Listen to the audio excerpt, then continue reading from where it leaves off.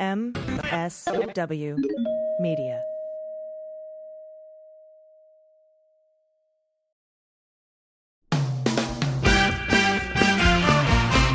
Season 4 of How We Win is here. For the past 4 years, we've been making history in critical elections all over the country. And last year, we made history again by expanding our majority in the Senate, beating election-denying Republicans in crucial state house races, and fighting back a non-existent red wave.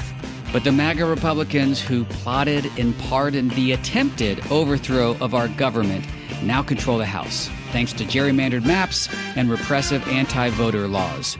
And the chaotic spectacle we've already seen shows us just how far they will go to seize power, dismantle our government, and take away our freedoms. So, the official podcast of the Persistence is back with Season 4. There's so much more important work ahead of us to fight for equity, justice, and our very democracy itself. We'll take you behind the lines and inside the rooms where it happens with strategy and inspiration from progressive changemakers all over the country. And we'll dig deep into the weekly news that matters most and what you can do about it with messaging and communications expert, co-founder of Way to Win, and our new co-host, Jennifer Fernandez-Ancona. So join Steve and I every Wednesday for your weekly dose of inspiration, action, and hope. I'm Steve Pearson. And I'm Jennifer Fernandez-Ancona. And this is How We Win.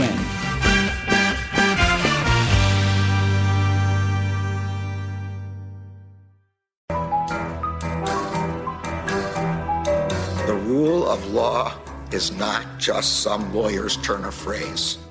It is the very foundation of our democracy. The essence of the rule of law is that like cases are treated alike. That there not be one rule for Democrats and another for Republicans, one rule for the powerful, another for the powerless, one rule for the rich and another for the poor, or different rules depending upon one's race or ethnicity. To serve as Attorney General at this critical time is a calling I am honored and eager to answer. So yeah, now it's clean up on aisle 45 time. And for a long while yet, it is going to be clean up on aisle 45. Hello and welcome to episode 39, I think, of Clean Up on Aisle 45. It's Wednesday, October 13th. I'm your co-host, Allison Gill, and with me from the middle of the Atlantic Ocean is my co-host, Andrew Torrez. Woo! Allison, I have missed you so much. Although I listened to the last two episodes, Renato Mariotti, Morgan Stringer, I kind of feel like maybe the show got a little better while I was away. I don't know. You know, while you were kissing mermaids and riding the El Nino and walking the sands with the crustaceans, I was here with Mo Stringer and Renato. They're excellent, but there is no substitute for my dungeon basement lawyer. And I am so glad to talk to you again. But we have a great show today. I'm excited to do this with you. This is a really good one. I'm proud of it. We're following up on major developments and two big stories we've covered here a lot in depth on this show and in both of our other shows. First, you're going to talk about the legal maneuverings and rulings concerning the Department of Justice's lawsuit and a motion to enjoin for SB8. Yep. And then you are going to expose the deep state conspiracy. The globalists, they're circling their wagons to protect indicted fraudy McFraud Pants Michael Sussman, who's part of the secret cabal that, Andrew? Yes. We did not become InfoWars or a subsidiary thereof while you were on vacation, just so you know. We didn't? I always thought that I was like the thin, white line that held us back from cashing in on that right-wing gravy train. We would have so much more money, Oh, Andrew. God, so much more money, yeah. You're the one. I remember when I turned down that Bloomberg money. Man, I'm still not in Turks and Caicos because of that. But you're the one who keeps authorizing us to run those 1-800-CASH for your bones commercials that I have to cancel. Yeah, fair. But what really helps us from cashing in on the right-wing gravy train is our amazing patrons who support us over at patreon.com/aisle45pod for as little as $1 an episode. I love our patrons who support us over at patreon.com/aisle45pod for as little as $1 an episode. And this week, that means I love Lisa, Amanda Loomis, Stacy Gray, and this is a great name. This is not the greatest voting system in the world. No, this is just a plurality. You gotta believe me. Yeah, and since it's that time again, I get to thank our Hall of Fame patrons. Stephen Mackinnon, Christopher Dalpy, do I have that right? I think so. Dude, Jessica Odebeer, who, by the way, she's dreamy. Oh, yeah. Yes, our Pinko Kami, she calls herself. And I also want to thank Lance Buckley, Crimer, no criming. And I gave a picture of Andrew to my orthodontist so I could get him on a retainer. That is an excellent pun. Doesn't work, but excellent pun. David in Brooklyn, also known as... Wait. No, he's not AKA. He's just David in Brooklyn. But then we have our patrons who have no vowels in their name. Fifi. Dr. Huffar is what I'm going to call Huffararah. Huffar. Edit Wikipedia. Yes, you can contribute to the world's foremost source of free knowledge and maybe get sued by a quack. Metacon7 enjoys their 4 minutes and 59 seconds of legally allowed evil. Charles Jones, Chris Waltrip, January 20 baby, woo woo, Patty B. Mitchell, and our all-time great Chris Simpson. Woohoo, Chris Simpson. Thank you all so much for being our Hall of Famers. We will never sell out to InfoWars as long as you continue to give us money. So, and now on to the A block. Yeah, I don't feel like getting arrested. So A block today. Obviously, one of the stories we've been covering at great length is Texas's SB8, the nation's most restrictive anti-abortion law that does two things, right? First, it takes an imaginary thing called a fetal heartbeat that occurs preposterously early during a fetus's development. And it's mostly just the sounds the machine makes, by the way. Yeah. At around 6 weeks after conception, and bans all abortions after that date, which is blatantly unconstitutional. And second, in a successful effort to provide a smokescreen for the Supreme Court to not notice that first thing, SB8 also delegates all of the enforcement of the abortion ban to private vigilantes to bring civil lawsuits.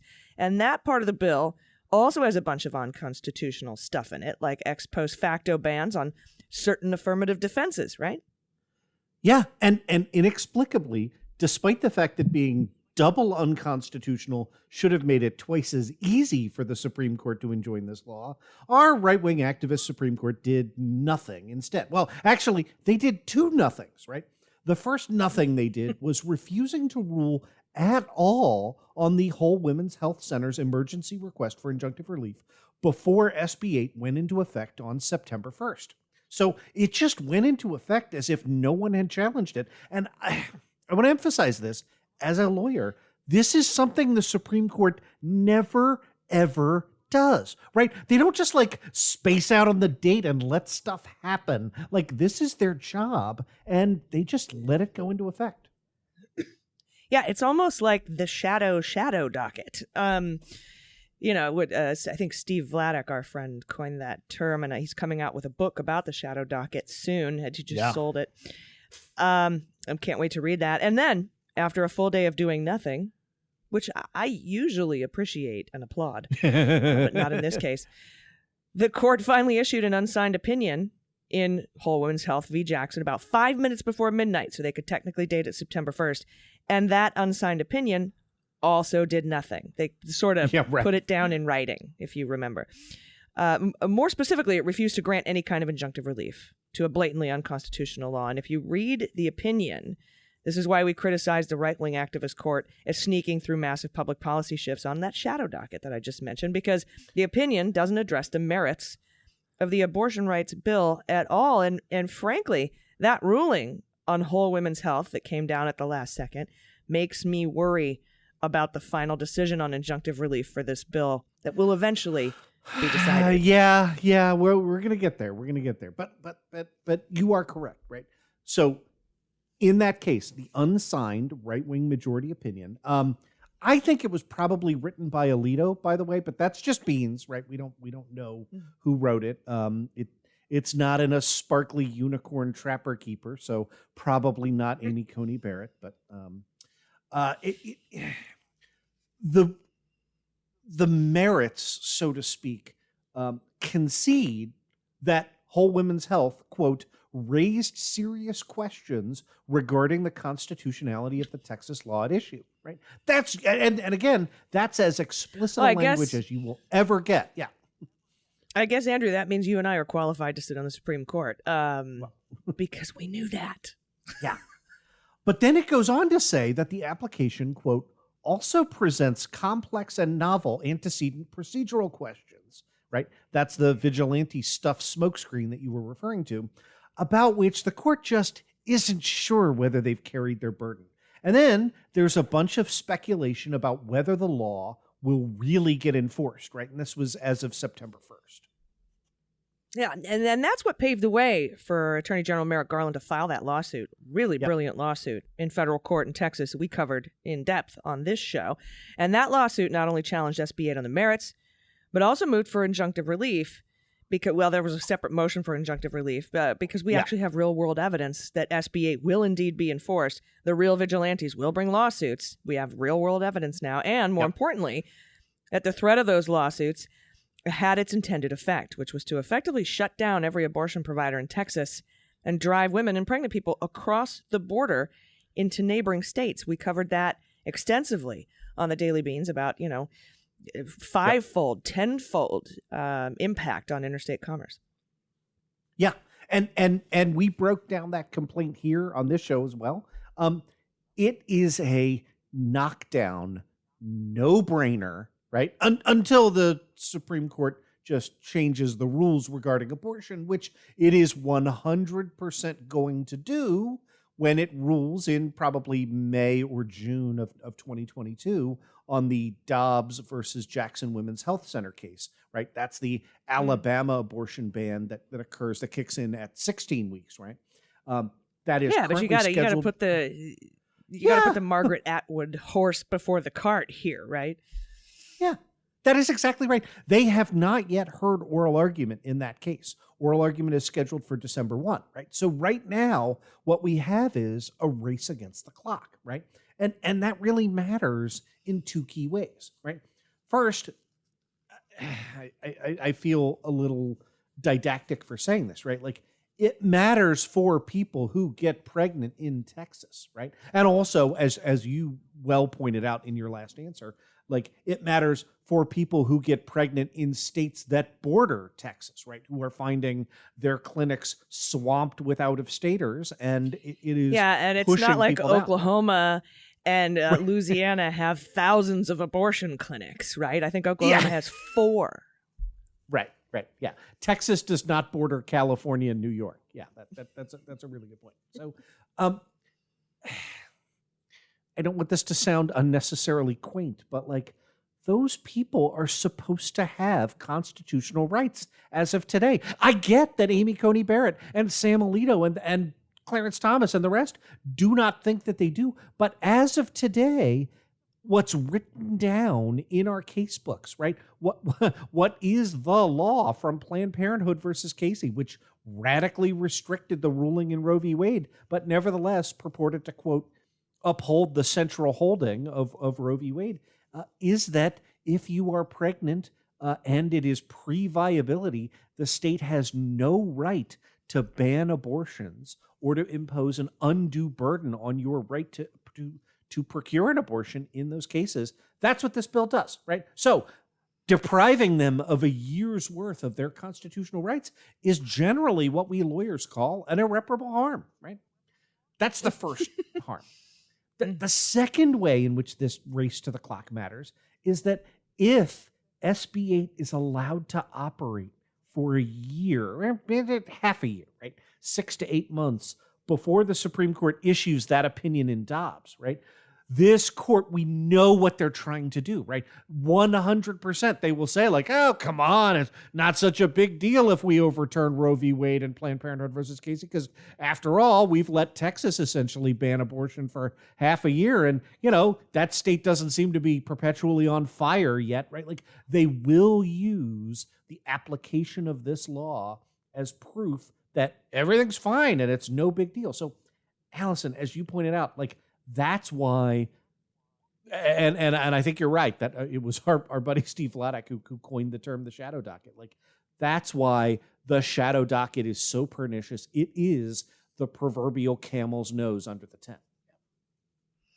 Yeah, and I mean, and that was part of, what I don't understand is how they'll be able to say, no biggie, it's been fine. Because if I were DOJ, I would file a thing like, it's not fine. You violating the 14th Amendment.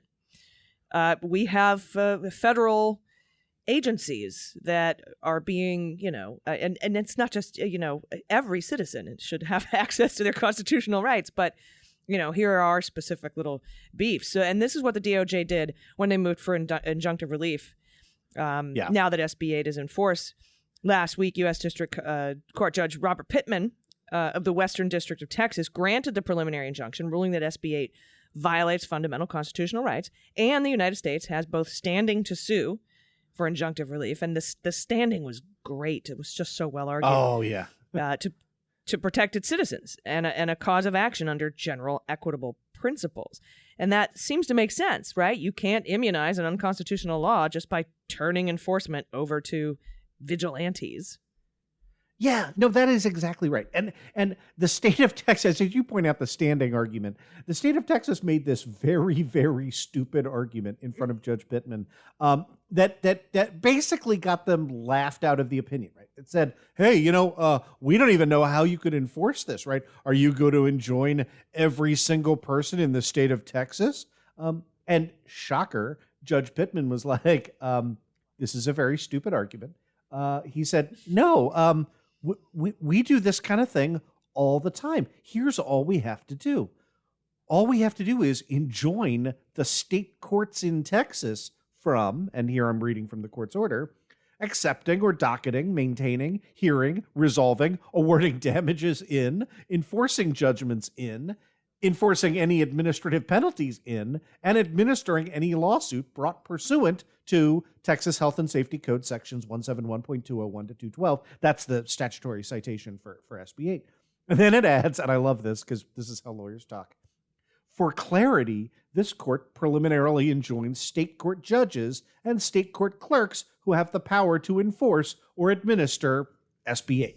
Yeah, so if the end run was to let vigilantes just file lawsuits, the way to block that end run is to stop those who are definitely state actors, right? The judges, the clerks, court administrators, employees, from letting those who would want to reap the benefits of vigilante justice file those lawsuits. It stops them. It seems pretty straightforward to me. And like you said, we do this all the time. But then our joy was rather short-lived, thanks to the excruciatingly conservative Fifth Circuit Court of Appeals. Yeah. And so we're recording this Monday night. This is just a procedural issue for now. Here's what happened, okay?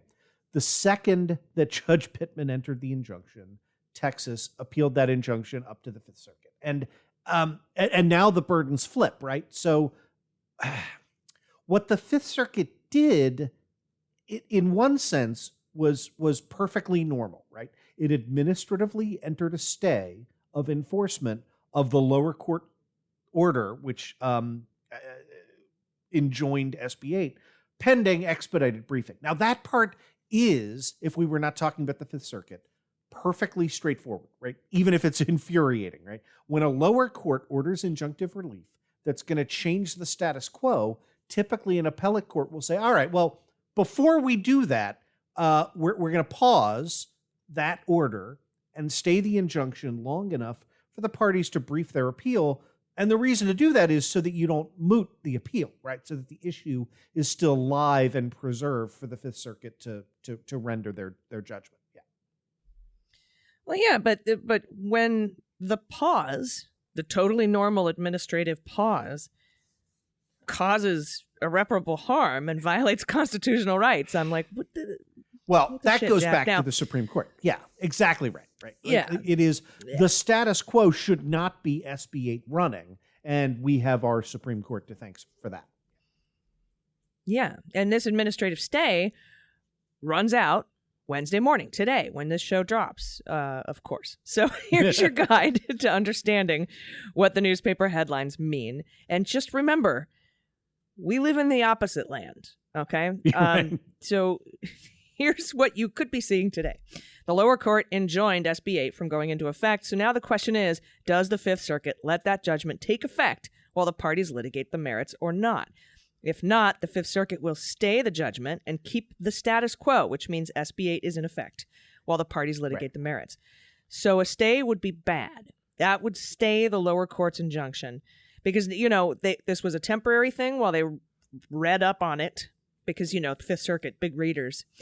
And today, Wednesday, when this show drops, we're 2 days out from that now. They are going to decide whether or not this is going to be a stay pending the entirety of the litigation. Is that correct? Do I have that? Yeah, that's right.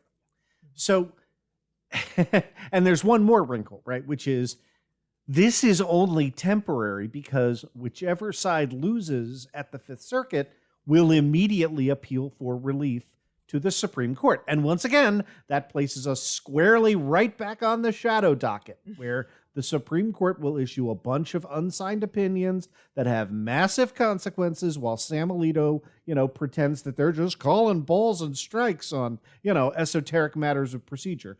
And here's how you cut through that nonsense, right? If the Fifth Circuit stays the lower court's injunction and SB8 goes into effect, goes back into effect, right? It has already been operating for a month. The DOJ will petition the Supreme Court for relief to block that stay, but there's basically no chance that the Supreme Court grants that relief because it will be super easy. Again, shadow docket, the Supreme Court can just issue literally a one sentence per curiam opinion that says, the judgment of the Fifth Circuit Court of Appeals is affirmed with no analysis, citing no cases, not Planned Parenthood versus Casey, not Roe v. Wade, not even any administrative law cases. They can just say, yep, Fifth Circuit is fine. And I have a question for you.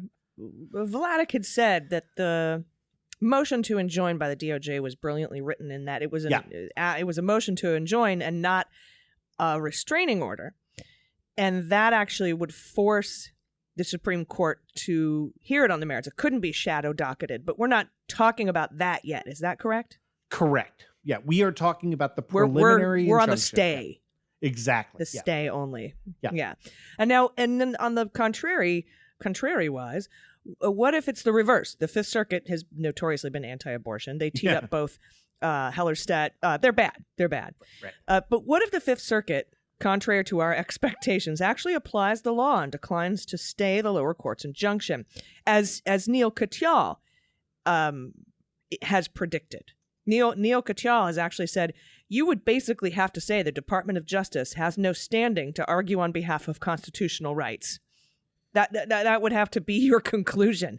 But, obviously we'll see what happens. But then today, on Wednesday, you'll have the state of Texas petitioning the Supreme Court for a last-ditch relief. Is there any hope then? Because then we're back to shadow docket time, right? Right. And there my answer is a pretty pessimistic maybe, right? Like, look, if this court actually gave a damn about the law, you'd say yes. And God help me for saying this, if Antonin Scalia were still alive, you'd say yes, right? You'd have people who cared about their view of jurisprudence and applying the law more than they cared about the outcome, right? But here's the breakdown, right? Of how the court aligns. We have 4 justices who have clearly signaled that they intend to apply the law. Those were the 4 justices who wrote in dissent in Whole Women's Health versus Jackson, right? Mm-hmm. It's Breyer, Sotomayor, Kagan, and Chief Justice Roberts, right? On the other side, you have 3 justices who do not care what the law is when it comes to, what they think of as protecting unborn babies, right? That's Alito, Thomas, and Amy Coney Barrett. And then... Oh, no. Are you saying it all boils down I'm saying, and again, is Gorsuch the swing vote here? Yeah, we look like this is, we are not both sidesing this, right? Like this is 1/1,000,000th of an inch to the left of Amy Coney Barrett and Clarence Thomas, right? Like this is not, the fulcrum of this is a very, very hard right group of Kavanaugh and Gorsuch, who were handpicked by the Federalist Society to overturn Roe and Casey, right? That's why they were selected. I know one of the people who helped pick Kavanaugh, one of his former clerks, when he went on Fox News, as the guy debated, Justin Walker, who's now a judge on the D.C. Circuit, God help us all, went on Fox News, and his repeated catchphrase was that Justice Kavanaugh, as a Supreme Court justice, quote, will not go wobbly, end of quote. And when I brought that quote up in our debate, he said, well, I mean on conservative principles or whatever. What that meant to the Fox News viewing audience was he is a vote for overturning Casey and Roe v. Wade. So will they join some transparently stupid opinion on bizarre technical grounds to overturn the Fifth Circuit? I mean, they joined the nonsense majority opinion in Jackson, so that's kind of where I would put my chips in, right? So, but that is indeed, as you point out, what the next 8 months of reproductive freedom in Texas would come down to, and that is, can you shame one of Kavanaugh or Gorsuch? It would be easier if we investigated those 4,500 tips that came into the FBI, probably. Yeah, that'd be nice. That's disappointing. Yeah. Anyway, and I do know that per FBI memo 2012, they couldn't investigate those. They had to hand them over to the White House. I know, before you send your emails. But hey, anybody who needs help in Texas, I'm over here in Southern California. Let me know. Arizona's pretty purple. Anyway, we will see. We'll see what happens today, which is 2 days from now. Time travel is interesting. And of course, we'll go over it next week for you, whatever the decision is here. All right, we have more cleanup stuff to get to, but we have to take a quick break. Everybody stay with us. We'll be right back. Hey, everybody, it's Allison Gill, and today's episode of Cleanup on Aisle 45 is brought to you by Policy Genius. What is scarier than getting a box of raisins while trick-or-treating? Paying too much for your home and auto insurance. That is what is scarier than raisins in your pumpkin bucket. And I have to tell you, recently I dumped USAA because they advertise all the time on Tucker Carlson, and the way I found my new company and my new rate was through Policy Genius. You can avoid all of the hassle. They make it fast and easy to compare home and auto policies all in one spot. And they can help you find coverage similar or exact to what you have now, but at a lower price. Policy Genius has saved customers an average of $1,250 a year over what they were paying for home and auto insurance before. Whether you're setting up a new policy or switching your old one, their team will handle all the paperwork. Getting started is easy. Just visit PolicyGenius.com, answer a few quick questions about yourself and your property, and they will do the rest. They'll compare rates from America's top insurers, from Progressive to Allstate, and find your lowest quotes. I saved a ton of money. The Policy Genius team can look for ways to save you more, including bundling your home and auto policies, which they did for me. And if they find a better rate than what you're paying now, they'll switch you over for free. Their top-notch services earn Policy Genius thousands of 5-star reviews across Trustpilot and Google. So head to PolicyGenius.com to get started now. Policy Genius. When it comes to insurance, it's nice to get it right. Everybody, welcome back. We have a few cleanup stories to share from this past week. First, Andrew, I'd like to talk a little bit about the Sussman indictment. As you know, as everyone knows, a few weeks back, the beleaguered and illegally appointed special counsel John Durham issued a crap indictment in his 2+ year investigation into the oranges of Trump Russia against a Perkins Coie lawyer named Michael Sussman. Yeah, and by crap indictment, you mean mealy-mouthed 18 U.S.C. 1001 charge that alleged that Sussman told James Baker of the FBI that he wasn't there on behalf of any client when he handed over information on a forthcoming press report about suspicious communications between a server in Trump Tower and Alpha Bank, right? In the indictment, Durham said that Sussman materially lied to James Baker when he told him that he wasn't there on behalf of a client. And that struck us as so fishy that we went and got a former prosecutor, Randall Eliason, to come on the show and confirm that this was indeed hot garbage. Yeah, and I know you and I have gone over this indictment in our respective shows, and when we talked to Randall Eliason, we really took a deep dive. But specifically, talking to him, I got stuck on materiality, which is an element of any 1001 charge, right? Specifically, in the indictment, Durham claims that the lie was material because had Sussman simply said he was there on behalf of a client, whether it's cybersecurity guy number one or campaign number one, which was obviously the Clinton campaign. If he had said that, James Baker and the entirety of the FBI in that investigation might have done things differently. And it was the word might that caught my attention, because what Durham failed to explain was how that information might have changed the way the FBI looked at the data.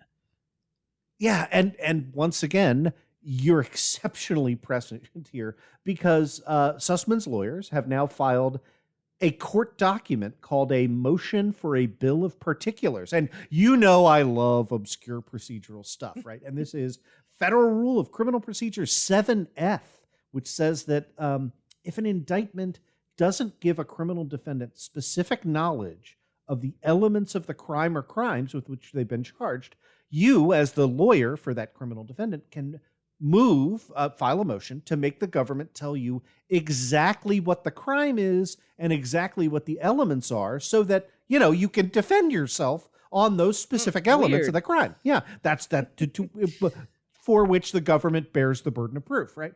And that leads to your point, AG, which here, I'm going to read to you from page 14. This is Sussman's lawyers, but this might as well be Allison Gill. Quote, the indictment alleges further that had Mr. Sussman disclosed that he was representing specific clients, it might have prompted the FBI general counsel to ask for the identity of such clients, which in turn might have prompted further questions, and that the FBI might have taken additional or more incremental steps before opening and or closing an investigation, and might have allocated its resources differently or more efficiently, and uncovered more complete information about the reliability and provenance of the purported data at issue.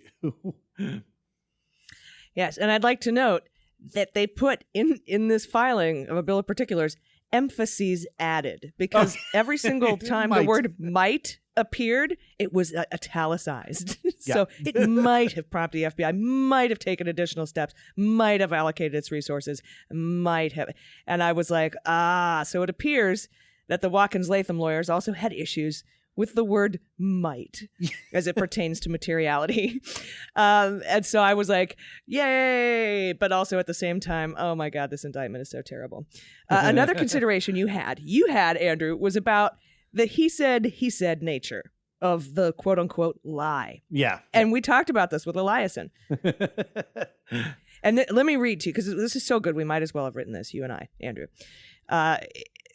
They say, at bottom, the special counsel has brought a false statement charge on the basis of a purported oral statement made over 5 years ago, for which there is only a single witness, Mr. Baker, for which there is no recording, and for which there are no contemporaneous notes by anyone who was actually in the meeting. Not only that, but the special counsel has brought this false statement charge, even though Sussman had consistently maintained, including in testimony under oath, that he met with Mr. Baker on behalf of a cyber expert client. And even though Mr. Baker has testified under oath in ways that corroborate rather than undermine Sussman's account, for example, Baker testified that he did not remember Sussman specifically saying whether he was meeting on behalf of a client, and that what he did remember is that Sussman met with him because cyber experts had come across suspicious information and they wanted to brought to the FBI. Now, unpack that, Andrew, because guy alone, no notes, no recording, 5 years ago, and he testified under oath that what you allege in this indictment is fucking bullshit. Yeah, and that was the point that you made to Randall, to me. The comparisons that are being made, right? Again, 18 U.S.C. 1001, false statement in a government investigation, are to, right, Michael Flynn, George Papadopoulos. But remember, in all of those cases, we knew what the false statement was, right? That is kind of, it's like when you sue someone for defamation, right? You identify the false things they said about you. If you sue someone for defamation and you say, well, like they came in and they were really shady about X, Y, right? Like that's not defamation, right? And similarly in the criminal case, like that's not 18 USC 1001 unless you can identify what the false statement is. So what the court is going to have to do here is decide whether to grant the request for a bill of particulars. I think they will, right? And if they do, that will require the government to produce to the defense more information not presently given in the charging documents. And again, we pointed this, I think Randall Allison was especially good on this point that, it's a 27-page indictment that was 26 and a half pages of rhetoric and, sort of omitted kind of the key things that you would need, in a typical indictment, right? So among other things, what the defense is asking for is the exact words of Sussman's alleged false statement. They have to get that. Which crime the special counsel believes Sussman has committed. And right, because they sort of, in the indictment, they were like, they sort of said he didn't say something, but then said he did say something materially false. So is that 1000A1 or 1001A2, right? Like, you don't even tell us what effing crime you're accusing him here of. They don't even spell it out. They don't give the code and the thing, do they? No, they don't. And then, as you correctly point out, to the extent that the allegation is a material omission, right? Because omissions are different than false statements. Under 1001A1, then they're entitled to know A, the specific information that Sussman failed to disclose, B, to whom, C, what legal duty required Mr. Sussman to disclose such information, and D, why the information was material. So it all comes back to that word that so caught your attention and exactly rightly so. Yeah, and what legal duty requires you, right? Because you and I had talked to Allison about, like, look, if I'm doing a podcast or if I'm appearing on a show and I say I am here on behalf of the Department of Veterans Affairs, but if I don't have a legal duty to say that I am. I might have a VA really wishes I did duty, but I just thought that was really interesting. Yeah. Now, all this is a bill of particulars being filed without prejudice to any other pretrial motions Sussman may bring on the matter. And that stuck out to me because they said it every single paragraph they could. They said, and further, without prejudice to any other pretrial motions.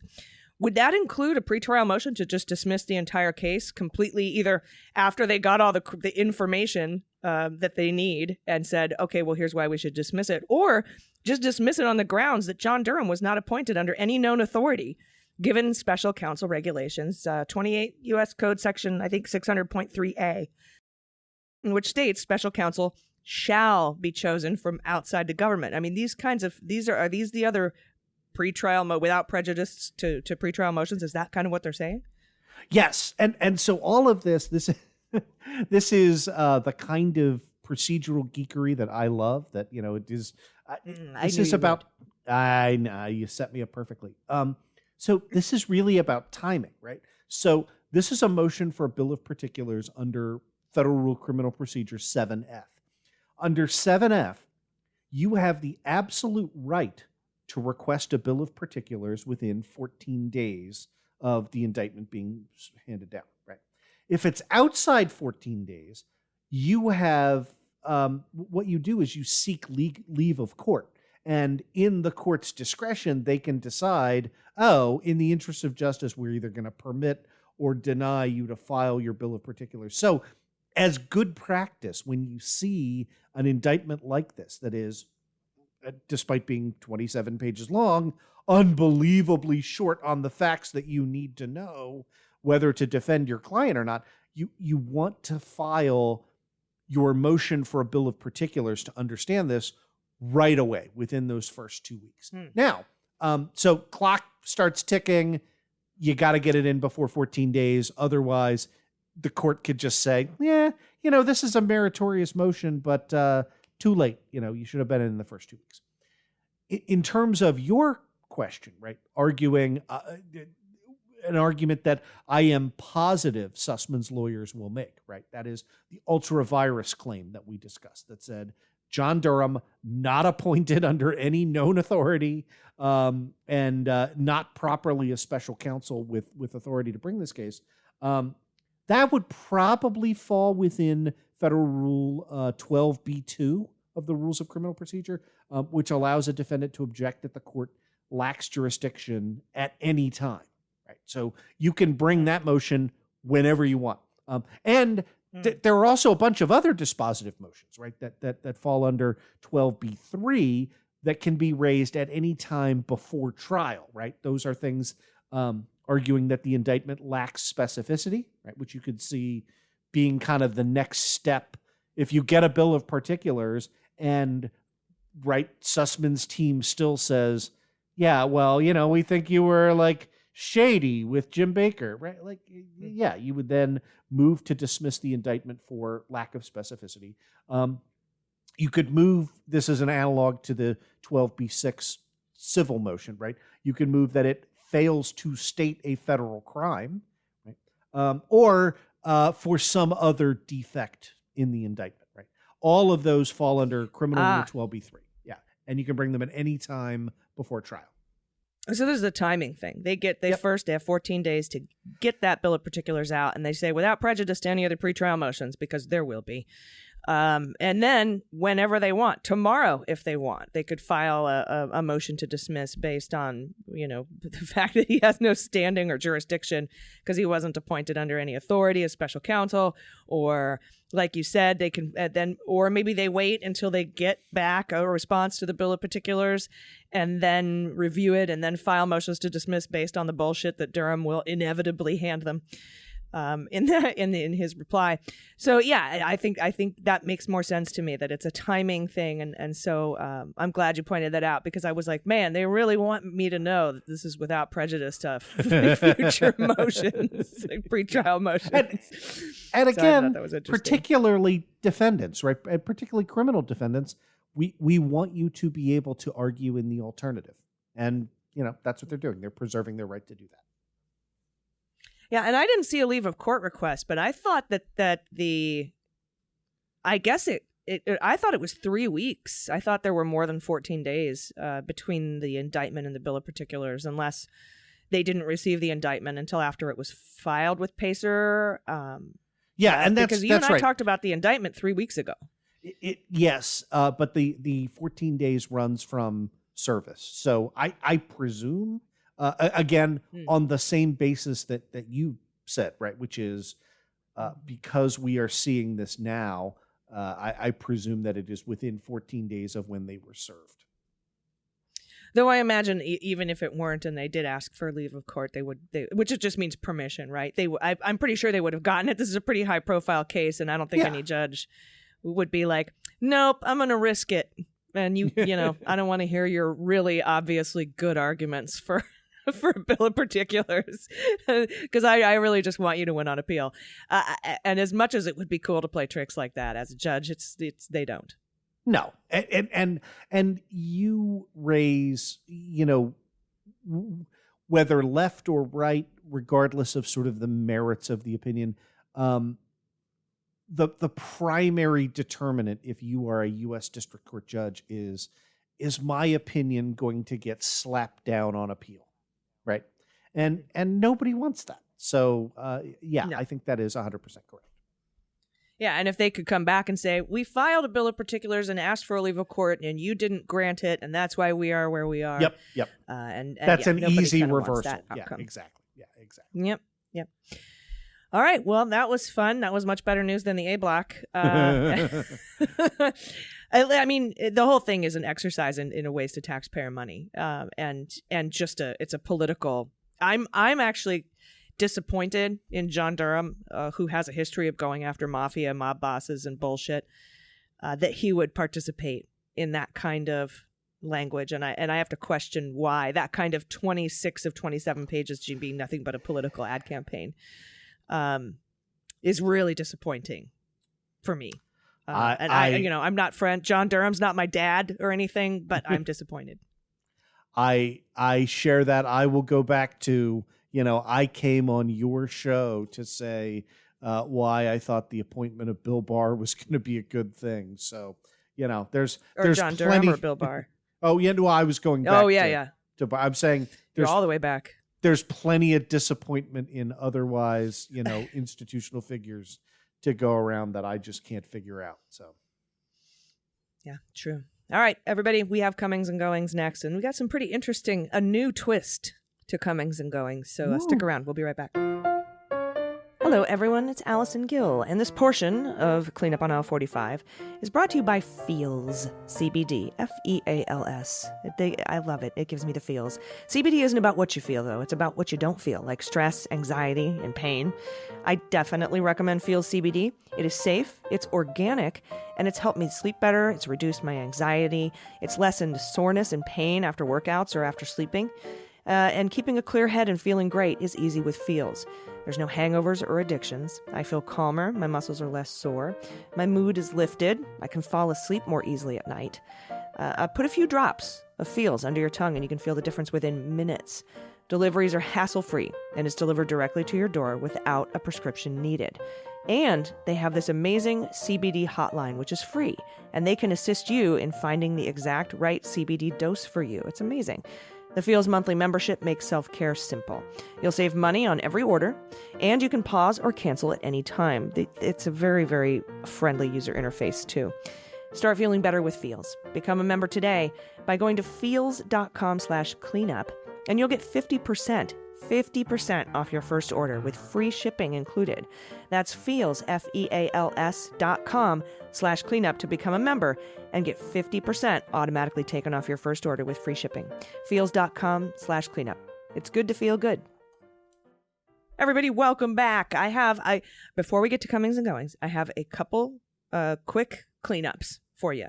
The Biden administration is moving to relax the rules for the federal student loan forgiveness program. And this could offer debt relief to thousands of teachers, social workers, military members, people who work for the federal government, public servants. And Congress created this program as a reward for college students who go into public service. As long as they made 10 years of payments on their federal student loans, the program erased the remainder. Yeah, so great program, but the problem is that more than 90% of applicants have been rejected, right? After making more than a decade of payments, right, that's the precondition, many borrowers have found that they have the wrong type of federal loan or a repayment plan that they thought would be eligible but isn't under the program. So thousands have been stuck with debt that they thought would be clear. Yeah, me included, right? Oh. Before Biden stepped in and discharged my entire student loan, I was battling with the PSLF, the Public Student Loan Forgiveness, for over 5 years, half of my fucking career in federal service, trying to get payments that I made to count toward that program, right? And just before my student loans were discharged, they're like, yeah, we reviewed everything. Congratulations, these count. And then Biden was like, fuck it, I'm erasing the whole thing because of my disability veteran status. Which was a new rule for him. He's chipping away at student debt. But now, through October 2022, borrowers who have worked 10 years in a qualifying job will be eligible for loan relief no matter what kind of federal loan repayment plan they have. Past loan payments that were previously ineligible will now count, moving tens of thousands of borrowers. I think 550,000 borrowers closer to the finish line, actually. Wow. Yeah. And again, like we say, this matters, right?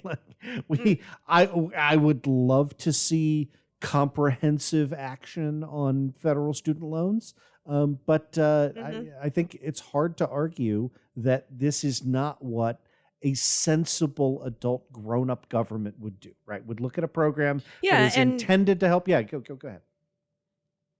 Sorry. And Andrew, this matters not just to the borrowers, but to the people in their lives. For example, because my student loan was forgiven, I have an extra at least $1,000 in income every month, which means I can hire more people, pay more people, and I pay taxes on that money now. I didn't before when I was making student loan payments. So I help the tax coffers, I help the deficit, I help jobs because of these simple moves. It's not, I just want to kind of make it clear that it doesn't just help that one individual. So when people are like, I had to pay my debt, why should you not have to pay yours? It doesn't help me at all. It does fucking help you, Jeb. So like, shush. Sorry, I get mad. I love that. No. I am glad. Rant away. In other cleanup news, Biden on Friday restored 2 sprawling national monuments in Utah, reversing a decision by the last guy that opened those national monuments up for mining and other developments for hundreds of thousands of acres in lands that are held sacred by Native Americans and home to archaeologically significant ancient cliff dwellings and petroglyphs. The kinds of things that people ought to be interested in. This is the Bears Ears and Grand Staircase Escalante monuments in southern Utah. They encompass more than 3.2 million acres of land. That is roughly the size of the state of Connecticut. They were created by Democratic administrations under a century-old law that allows presidents to protect sites considered historic, geographically, or culturally significant. And that's what they are. Yeah, and then in comes Donald, who wants to strip mine Jupiter Hollow. I keep thinking of big business. Or when they tried to put oil rigs on the school grounds during Saved by the Bell. And poor Becky the duck was coated in oil. What? And that is just an evil Lex Luthor villain thing to fucking do, But in a separate action, he restored protections, Biden did, at a marine conservation area off New England, off the coast that has been used for commercial fishing under an order by Donald. A rules change approved by Donald allowed for commercial fishing at the Northeast Canyons and Seamounts National Monument in the Atlantic Ocean, nearly 5,000 square miles southeast of Cape Cod. And the fishermen are mad, but I don't care. And a little bit of news. Deb Haaland, the first Native American to serve as a cabinet secretary, said that Biden's action was not just about the national monuments, right? Quote, it's about this administration centering the voices of indigenous people and affirming the shared stewardship of this landscape with tribal nations. The president's action today writes a new chapter that embraces indigenous knowledge, ensures tribal leadership has a seat at the table, and demonstrates that by working together, we can build a brighter future for all of us. I love those words. She's exactly right? Like that. This is a question about increasing the diversity of voices. It's not about, always ruling on that, right? Like I'm skeptical of claims that, things are sacred, right? But it is about hearing from the individuals who lived on that land for thousands of years, rather than just sort of presuming their intent one way or the other, right? And I love that. In a way, this has been a continuing theme of ours in Comings and Goings, that the Biden administration has been way more progressive in terms of diversity of voices than I anticipated, frankly. Yeah, and we are recording this Monday, October 11th, which we'll just call the holiday formerly known as Columbus Day, because the White House has declared that it is Indigenous Peoples Day, first White House in history to do so. And which is great. For 12 years, I've been saying, why the hell do we have a Columbus Day? I think my joke was, how do you even celebrate Columbus Day? What, do you walk to the wrong house and murder everybody there? So it made no sense to me, because he was lost and he was an asshole. And then I think I go on to say, I got lost one time. I don't get a day. So this is, all joking aside, just an incredible set of events to save Bears Ears and Grand Staircase on what is now declared Indigenous Peoples Day. Yep. I love it. Okay, Andrew, now for the twist, right? Usually we talk about who's coming and who's going. But this is about moving rocks out of the way, okay? Because U.S. Circuit Judges Jose Cabranes and Rosemary Pooler, two Democratic appointees of different ideological leanings, by the way, one's more conservative, have told the White House they plan to take senior status. They were arguing at first, like, you do it, you do it. They're both going to take senior status, which could shift and probably will shift the orientation of the court and giving Joe Biden another opportunity to reshape the bench. Can you tell us which court this is and why this is so awesome and what senior status is, please? Can you enlighten us? Yeah, let me unpack all of that. Let's start off with senior status. Senior status comes from 28 USC section 371, which allows the title of that section is retirement on salary, retirement in senior status. So basically, it's a kind of semi-retirement, right? Federal judges are appointed and constitutionally they serve for life. But that cannot be eliminated by an act of Congress, right? So there's nothing we can do short of impeachment to remove the unqualified losers that Donald Trump elevated to the federal bench. But the terms of that, like exactly how they're serving, can indeed be adjusted by Congress. And so Congress passed a law that said if you're over 65 and you have 15 years on the bench, then you can elect senior status. And basically, that turns you into kind of a roving judge at large, right? And you can be assigned to that court and also to any court that is inferior to that court, right? So Jose Cabranes is 81. Rosemary Pooler is 83. So one might say they have a well-deserved semi-retirement coming to them. They're both in their 80s. This is the Second Circuit Court of Appeals, which was reshaped by Donald, as with the entirety of the federal judiciary.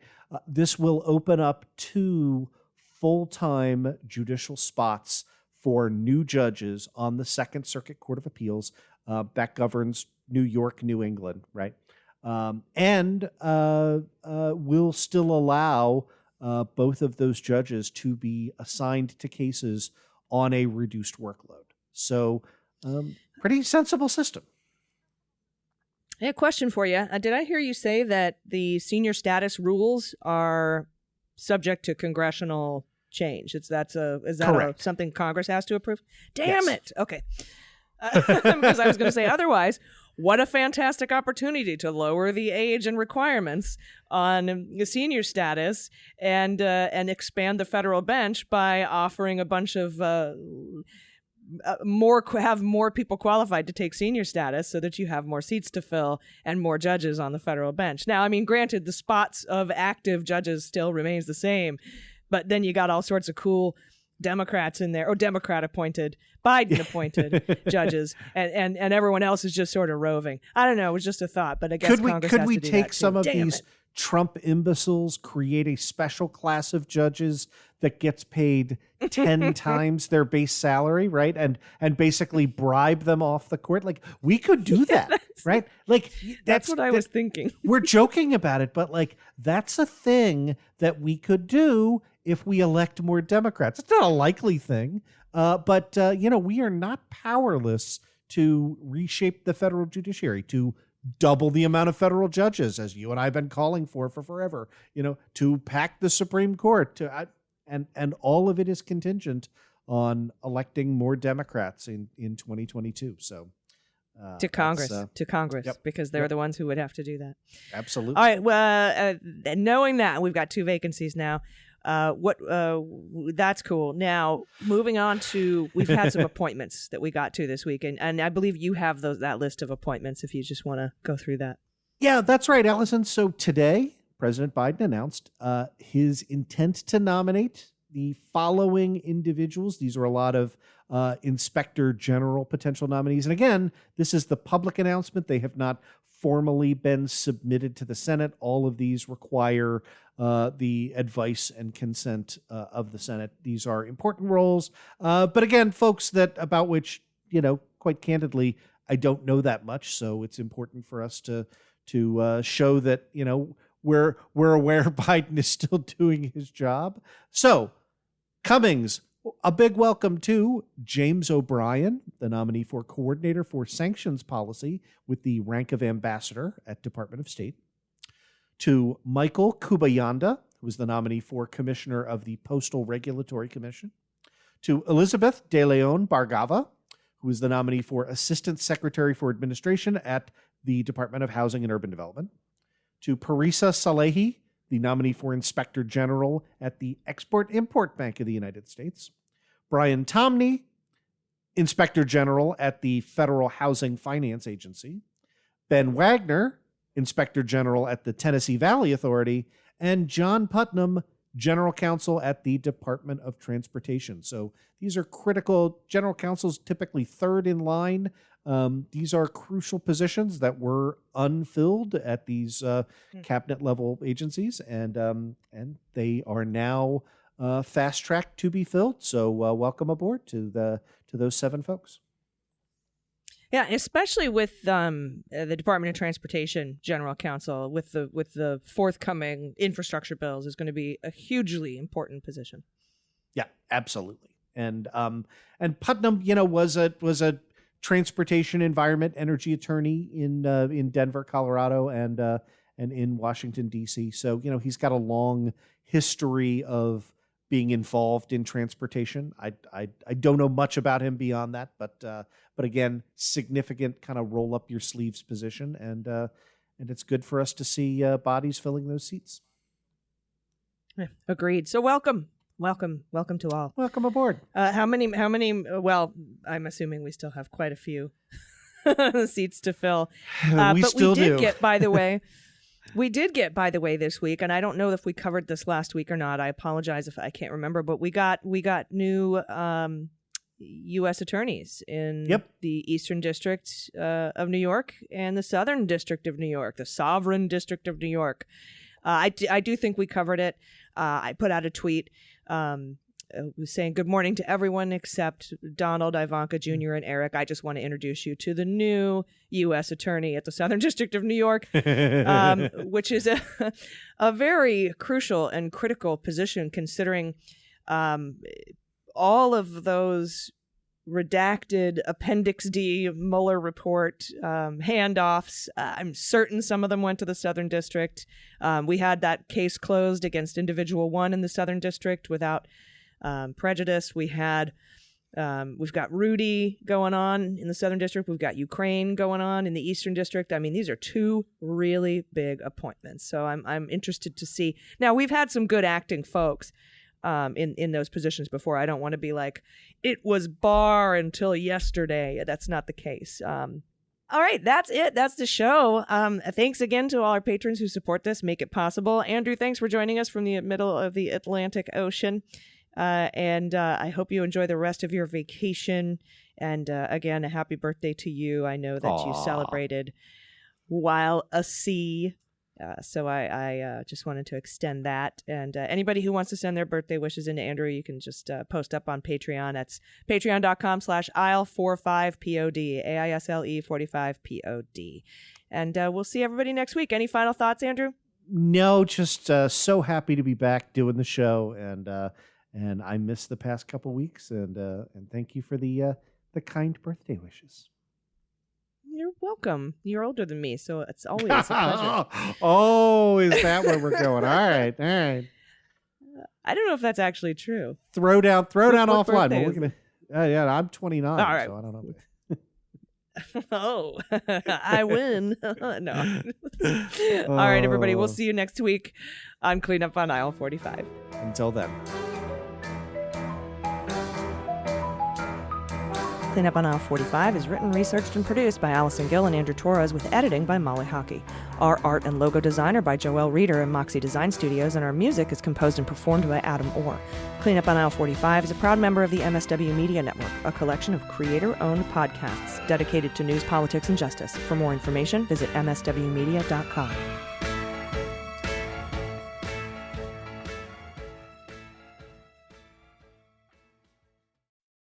They Might Be Giants have been on the road for too long. Too long. And They Might Be Giants aren't even sorry. Not even sorry. And audiences like the show's too much. Too much. And now They Might Be Giants are playing their breakthrough album, Flood. All of it. And they still have time for other songs. They're fooling around. Who can stop They Might Be Giants and their liberal rock agenda? Who? No one. This ad was paid for with somebody else's money.